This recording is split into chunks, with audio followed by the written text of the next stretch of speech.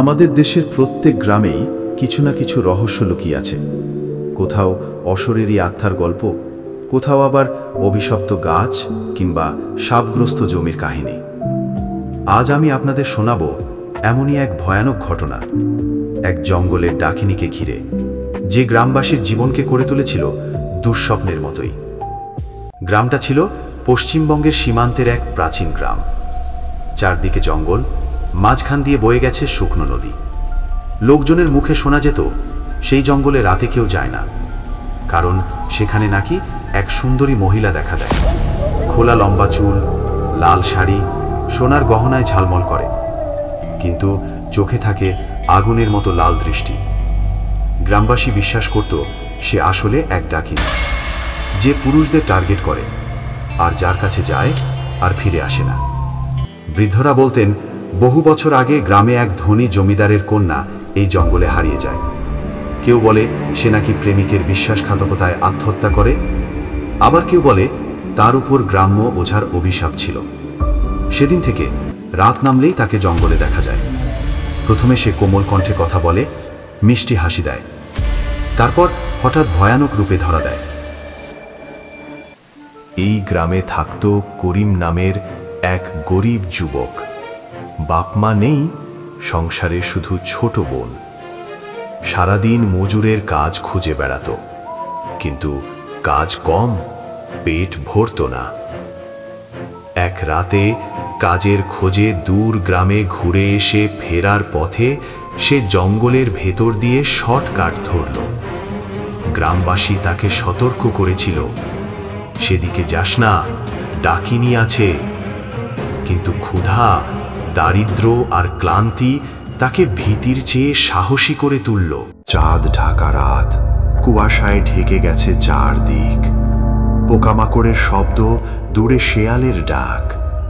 হঠাৎ করিম অনুভব করল কারো পদশব্দ পেছন থেকে আসছে। সে ঘামতে শুরু করল। মুহূর্তের মধ্যে সামনে দেখা দিল এক নারী। খোলা চুল, লাল শাড়ি, সোনার গহনায় ঝলমল করছে।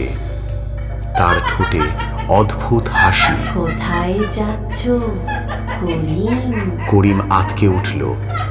সে কিভাবে তার নাম জানে? নারী মিষ্টি কণ্ঠে বলল, তুই তো অভাবী, আমার কাছে আয়, আমি তোকে অগাধ সোনা রূপো দেব।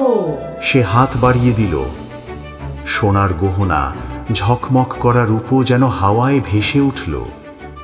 করিম প্রথমে টান অনুভব করল, কিন্তু মনে পড়ল দিদির কথা, অন্যায় পথে যাস না। সে পিছু হটল, আমায় যেতে দাও।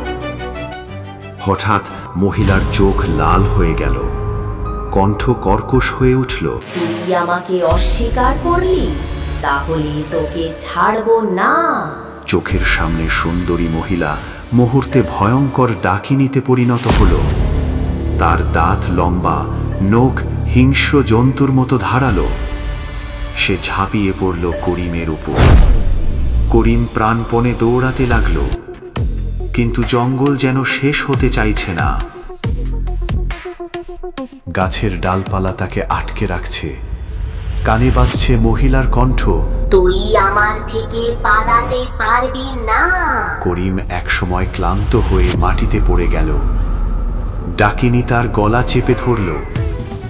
মৃত্যুর ঠিক আগে করিম গলায় দিদির দেওয়া তাবিজটা শক্ত করে ধরল।